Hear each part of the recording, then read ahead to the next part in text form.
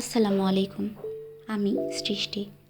আজ আপনাদের সামনে হাজির হলাম নতুন একটি পেন্টিং ভিডিও নিয়ে। আজ আমি পেন্ট করছি একগুচ্ছ সানফ্লাওয়ার। সানফ্লাওয়ার পেন্ট করতে আমার বরাবরই ভালো লাগে। এখানে আমি ক্যানভাস পেপারের উপর প্রথমে রাফ স্কেচ করে নিয়েছিলাম। সেই সময়ের ভিডিও ক্লিপ নিতে আমি ভুলে গেছি। তো যাই হোক, এবার আসা যাক পেন্টিং প্রসেসিংয়ে।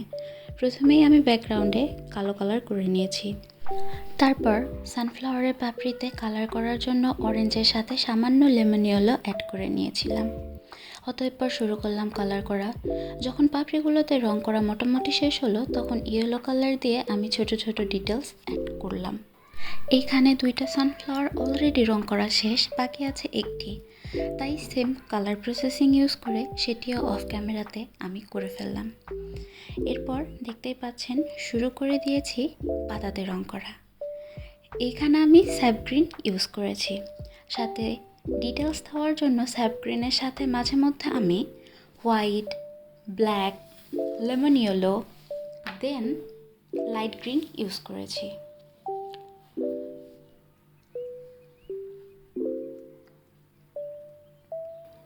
এই সময় আমি আমার নিজের ইচ্ছা মতো পাতাটিকে রিয়ালিস্টিকভাবে দেখানোর জন্য বিভিন্ন রকমভাবে রং করে সেটিকে ফুটিয়ে তোলার চেষ্টা করেছি। এরপর ফুলগুলো বেঁধে রাখা দড়িটিতে রং করার পালা চলেই আসলো। ফুলগুলো বেঁধে রাখা দড়িটিতে রং করলাম ইয়েলো আকার এবং সাথে ডোরাকাটা দাগ কাটলাম ব্রাউন কালার দিয়ে। এইখানে আমি দেখাচ্ছিলাম আমার হাতে বাজেভাবে রং পড়াটাকে।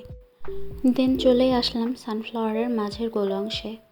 এখানে লাইট ব্রাউন দিয়ে ফুল সার্কেলটা কাভার আপ করে নিয়েছি।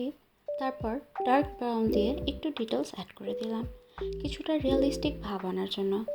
তারপর অফ ক্যামেরাতে গিয়ে ব্ল্যাক কালার দিয়ে বর্ডার লাইন প্লাস আরও কিছু ডিটেলস অ্যাড করে নিলাম।